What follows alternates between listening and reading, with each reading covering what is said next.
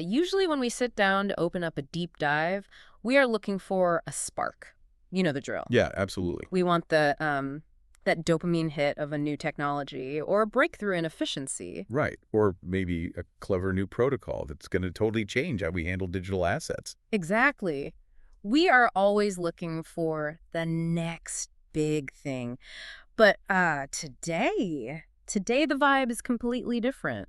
It really is. Yeah. I mean, we aren't looking at a white paper on scalability today No, or a press release for a new token launch. We aren't looking at a chart going up and to the right. not at all. We are looking at a document that feels, well, it feels less like a tech update and more like an emergency flare. Yeah. A flare sent up from a life raft in the middle of the ocean. It's a document titled A Formal Denunciation and Public International Declaration. And it's filed by an entity known as TheCrackChain. Right. And while it is technically about the blockchain ecosystem, it's not actually about the code. It is about the coder. Which is a distinction we almost never make in this space. Yep. You know, we're trained to look at the math, not the man. We look at the repository, not the room where the code was actually written. Right. But this document forces a very, very uncomfortable pivot. It forces us to look at the human cost of digital architecture. So we are doing a deep dive today into the situation surrounding a professional named Lerry Alexander Elizondo Villalobos. Right. In the international community, he is known as LAEV. And if you are browsing GitHub, you might recognize his handle. By LAE. Exactly, by LAEV. And this isn't just a story about a developer having a rough time or project that failed. This is a formal allegation of what the source calls systematic harassment. Yeah. And extreme precariousness, targeting a specialist in Bitcoin architecture. And I want to pause on that word architecture right at the start. Yeah. Because it really matters here. Okay, lay it out for us. We aren't talking about someone who just fixes typos in documentation or someone who runs a node in their basement. Right. We are talking about someone building the structural integrity of the system itself. So, the mission for this deep dive is to unpack this document. We need to understand who LAEV is, look at the specific, honestly harrowing allegations regarding his situation in Costa Rica, and then tackle the massive ethical argument the TheCrackChain is raising. Which is a huge argument. It is. They are arguing that the global community has a duty to protect the intellectual sovereignty of the people building these decentralized systems. It raises a fundamental paradox, I think. Yeah, so? Well, we spend billions, literally billions, securing the network against attacks. We worry about 51% attacks. Sure. We worry about quantum computing cracking encryption. But if the person writing the code is under attack in the physical world... Then the network is vulnerable. Exactly. The network is vulnerable in a way no firewall can ever fix. Let's get into the profile first. I want to decode the resume, because Bitcoin specialist can mean anything from a hobbyist miner to a core developer. Yeah, it's a broad term. The source describes LAEV as a professional of Bitcoin and decentralized electronic ecosystems. Break that down for us. What is the actual weight of that title in this specific context? It's a heavy title.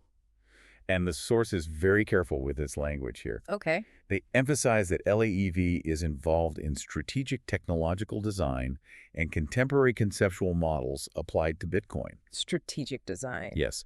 To put that in perspective, think of the difference between a bricklayer and an architect. Okay, I follow. The bricklayer executes the plan. The architect dreams it up. Exactly. A lot of developers are maintainers. Yeah. They fix bugs, they optimize existing code. And that is vital work, don't get me wrong. Of course. But strategic design and autonomous conceptual development, which is the exact phrase the document uses, implies original research. It means he's generating high-level structural proposals. Right. He is generating proposals for how the entire ecosystem functions. He's thinking about the economics, the game theory, and the cryptography all at once. So he is working on the why and the how at a foundational level. He isn't just patching the roof. He is calculating the load-bearing capacity of the walls. That's a great way to put it. Right. And the document makes a point to say this is completely verifiable. Meaning? Meaning this isn't just someone claiming to be a visionary on a random forum or a Discord server. Right. They point directly to his technical history and his public repositories on GitHub under the handle by LAEV. The argument is that his intellectual authorship is a matter of public record. The code is there. The code is there. The concepts are there. Which establishes his legitimacy. We aren't discussing an anonymous enthusiast here. We are discussing a verified contributor to the global blockchain infrastructure. Exactly. But here is where the massive disconnect happens. When you think of a verified contributor to Bitcoin, what do you usually picture? Usually You picture a digital nomad in a coffee shop in Lisbon, or an engineer in a high-rise in San Francisco. Or Singapore. Right. You picture freedom. You picture mobility. Exactly. We picture someone who has transcended borders. But the report places LAEV in a very specific, very physical reality. San Ramon de Alajuela, Costa Rica. Yes. And the picture it paints of his life there is, well, it's the exact opposite of freedom. It is incredibly stark. The document lists a series of grievances in Section 3 that are very, very specific. They aren't vague complaints. Let's walk through them. Because the language used is extreme precariousness. Yeah. That is not a phrase you use lightly in a legal or formal declaration. It suggests a life on the razor's edge. Or worse. Precariousness implies he is constantly at risk of falling. The first allegation is systematic harassment. And the key word there is systematic. Meaning this isn't just a one-off argument with a neighbor. This isn't just a string of bad luck. Right. It implies a pattern, a campaign, a coordinated strategy being used against him. Yeah. The document alleges he has been falsely linked to crimes he did not commit. Wow. Now, stop and think about the psychological toll of that for a second. Yeah. You are working on trustless systems. Systems that are designed to provide mathematical truth, where 1 + 1 always equals 2. Right. While in your physical life, you are being surrounded by absolute lies. That is a nightmare scenario. It's gaslighting on an industrial scale. But it really is. And the source goes further. It mentions conditions of life that are indigne. It explicitly mentions social manipulation and attempts to isolate him. Isolation is a classic tactic in these kinds of scenarios. So. If you can cut the target off from their support network, they become much easier to break. But the allegation that hit me the hardest was the claim that this situation endangers his physical and psychological integrity. And that it has been concealed for years. That is the crucial part. Concealed for years. It suggests that while he was pushing code and concepts out to the world, doing this global, borderless work, this shadow war was happening to him locally. And nobody knew. Nobody knew. It's a massive disconnect. You have global output, but hyper-local suffering. And this brings up this idea of intellectual sovereignty. Yes. This is a major, major theme in the TheCrackChain's declaration. Can we define that for the listener? We hear sovereignty a lot in crypto, usually regarding money, be your own bank. Right. But what is intellectual sovereignty? It's the right to own the output of your own mind. In the open source world, we often think everything is free. But free as in freedom, not free as in worthless. Right. There is still value attached. Exactly. Your reputation, your cryptographic signature, your history of commits, that is your identity. It is your currency in this space. If you lose control of that, you basically lose your professional soul. And the document alleges that this is under attack. Explicitly. The source details an attack on his intellectual existence. It mentions attempts to discredit his intellectual production. Okay. And, even more sinister, attempts to use his name to deceive third parties. Wait, so we are talking about professional identity theft? It certainly appears so.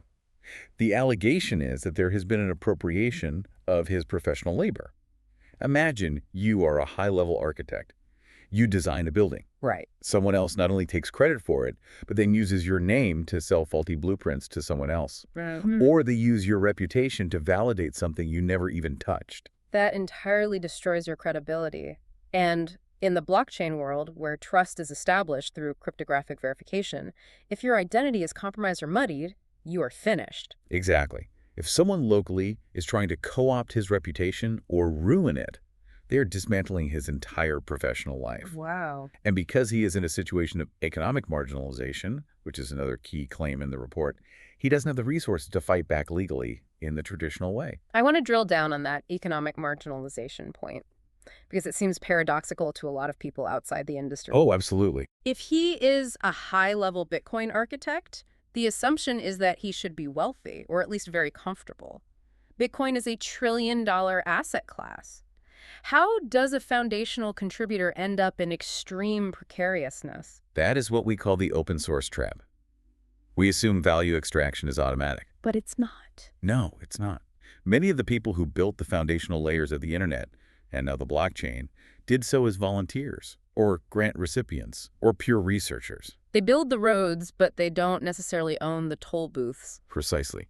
So you can be a genius architect and still be completely broke if the system isn't set up to reward that specific layer of foundational work. And if you are physically located in a place like San Ramon without access to the banking rails or the legal protections of a major tech hub, You can fall right through the cracks. you are incredibly vulnerable.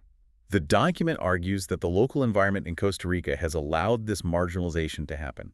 It is a tragic irony. It really is. He is building decentralized tech specifically designed to free people from centralized control.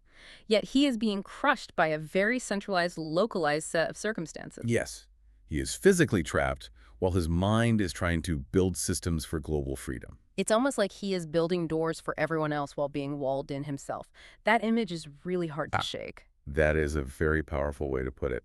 And that is exactly why the TheCrackChain frames this as an attack on sovereignty. In the Bitcoin ethos, sovereignty is everything. Control over your money, your data, your keys. Yes. This document argues that we also need to respect the sovereignty of the creator. Because if a developer cannot claim authorship of their work without facing physical threats or starvation, then the ecosystem isn't actually free. Precisely. It becomes a facade of freedom built on the backs of unfree labor. This leads us to the international dimension of the report. Section 4 really drives home why this matters to you listening in Berlin or Tokyo or Austin. It does. Because I can hear the cynic in the back of the room saying, okay, this is a sad story, but it sounds like a local labor dispute. Why is this a global blockchain issue? Because ideas don't stay local. The source argues that LAEV's work influences contemporary developments in the global blockchain ecosystem. Meaning, if you break the architect, you get bad buildings everywhere. Essentially, yes. The document states that harming a designer of this caliber causes indirect damage to the free development of decentralized knowledge. It's an ecosystem argument. Exactly. If you poison the water upstream, the fish downstream die. If you create an environment where architects can be persecuted or starved out, you stifle innovation globally. You stop the free development of knowledge. It creates a chilling effect. Who would want to contribute to this ecosystem if they see that the community won't protect them? If the reward for innovation is harassment and isolation? Exactly. It signals to other developers, you are on your own. And in a collaborative, open source world, that is a death sentence for innovation. If we don't protect the outliers, we lose the breakthroughs that only the outliers can provide. That's entirely correct. The TheCrackChain isn't just complaining, though. They are calling for backup. The list of people they are addressing in this declaration is massive. It's not just the local police. No, not at all. It is a public international declaration. They're calling on the international Bitcoin developer community, the global blockchain communities, human rights organizations. And this is the one that really caught my eye, observatories of technological freedom. Yes. That feels like a very specific modern category of NGO. What exactly is an observatory of technological freedom? These are groups that monitor internet censorship, digital rights, and the physical safety of journalists and coders. We usually see them operating in places where internet freedom is restricted. Okay. The TheCrackChain is explicitly asking them for observation and independent analysis. So they aren't asking for a read. They aren't asking for money, at least not in this document. They are asking for eyes. They want transparency. They want the world to look closely at San Ramon. They want verification. Verification. That is the core ethos of the blockchain, isn't it? Don't trust, verify. Yes, and here they are applying that exact ethos to human rights. Verify the man, verify the work, and then verify the abuse. Wow. They're invoking platforms of verification and digital transparency. They're essentially saying, use the tools we built to save the builder. I want to touch on the entity filing the TheCrackChain. They included declaration of public faith. The term in the source is fe publica. Yes. That sounds almost religious or at least highly legalistic. What is their stance here? Fe publica is a fundamental legal concept in many Latin American jurisdictions. It roughly translates to public faith or public trust. Okay. It's often used by notaries. By using this term, the TheCrackChain is positioning themselves as a formal, legally grounded witness. So they are making a formal attestation. Yes. They declare that they have known LAEV's work for years, they recognize his technical relevance, and they recognize his current vulnerability. So they are putting their own reputation on the line to vouch for him. They are. They are explicitly stating, we refuse to let this remain invisible. It is essentially a whistleblowing act. They are trying to break the encubrimiento. The concealment. Yes, the concealment that has allowed this to go on for years in the shadows. They are saying that silence is complicity. The ethical argument they make at the end really struck me. Section 9X. It basically says that decentralized tech is based on freedom and integrity. Right. And if we ignore the persecution of the people building it, we are failing our own standards. That is the crux of it. Yeah. You simply cannot build a system based on liberty and individual sovereignty if the people building it are enslaved by their physical circumstances. It's a massive contradiction. It's a call for consistency. If the software is about freedom, the culture surrounding the software must support the freedom of the developer. It's a heavy realization. We spend so much time in this space analyzing the security of the blockchain. We talk about hash rates, we talk about cryptographic vulnerabilities. But the ultimate vulnerability might just be the human element. Always. We have this tendency to think the code protects itself. Code is law, right? That is the old slogan. But code doesn't write itself. No, it doesn't. The 51% attack here isn't on the network, it's on the individual. It is a social attack on a single node in the human network. And the TheCrackChain is saying that if this node goes down, it is not just a personal tragedy, it is a systemic failure of the community's ethics. It is. And honestly, it challenges you, the listener. How so? Well, if you hold Bitcoin, or if you believe in decentralized tech, you benefit from the work of people like LAEV. You benefit from the code they wrote late at night. Right. The question this document asks is, what do you owe them? Do you owe them protection? Do you at least owe them acknowledgement when they are under fire? So to recap what we have unpacked here today, because there is a lot of heavy information to digest. There really is. We have a high-level Bitcoin architect, LAEV, alleged to be trapped in a cycle of harassment, poverty, and danger in San Ramon, Costa Rica. We have a formal international plea from the TheCrackChain stating that his intellectual work is being misappropriated and his physical safety is at grave risk. And we have a challenge issue to the world. Do not look away. Verify the work, acknowledge the human, and ensure that intellectual sovereignty isn't just a theoretical concept we discuss in white papers. But a reality for the people actually writing them. Exactly. It certainly changes how you look at a GitHub commit history. You see the code, you see these clean lines of logic, but you don't see the room it was written in. You don't see the pressure the author was under. You don't see the precariousness. It reminds us that digital assets have physical costs. And in this case, the cost seems to be borne almost entirely by one individual. The document is a formal denunciation. It is now part of the public record. The question is, who will answer the call? Right. The international developer community is huge, but it is also highly fragmented. Can it mobilize for a single person? That is the big question. The blockchain records everything, but it cannot act. Only people can act. The observatories they called out. Yes, the human rights groups. They need to step in. But the community itself needs to decide if it cares about its builders as much as it cares about its blocks. As we wrap up this deep dive, I want to leave you with a thought. Something to explore on your own that builds on what we just discussed. I'd love to hear it. We talk so much about trustless systems. That is the holy grail of crypto. A system where you don't need to know or trust the other person to transact with them. It allows complete strangers to cooperate on a global scale. It's a beautiful concept. It has revolutionized the world. It has. But in our pursuit of a trustless world, have we accidentally created a careless world? Oh, that's a sharp point. Think about it. We spend so much energy coding smart contracts to automatically execute logic when certain conditions are met. But what if we applied that to our community? You mean building safety nets into the culture itself? Exactly. What if the next layer of decentralized infrastructure isn't cryptographic at all? What if it's a social consensus protocol? A social protocol. Yes. A protocol designed to automatically route resources, legal aid, or even physical extraction to developers the moment their physical sovereignty is compromised. Sort of a decentralized autonomous sanctuary. A decentralized autonomous sanctuary. Because if a decentralized network requires human sacrifices to maintain its uptime, are we really building a system of freedom or just a new kind of digital feudalism? That is a phenomenal question. Efficiency without empathy is dangerous. We have built a machine that runs forever, but we haven't built a shelter for the mechanics. And the TheCrackChain suggests that without international observation, without human eyes on the situation, intellectual sovereignty is just a myth. And a myth won't protect you from harassment. No, it certainly won't. And history is full of innovators who were persecuted in their time, only to be celebrated later. The goal here is to stop the persecution now. Something to think about the next time you look at a decentralized protocol. There is a person behind that key. Thanks for listening to this deep dive. It was a heavy one, but necessary. Absolutely. A profoundly important story. Take care of yourselves, look out for each other, and we will catch you on the next one.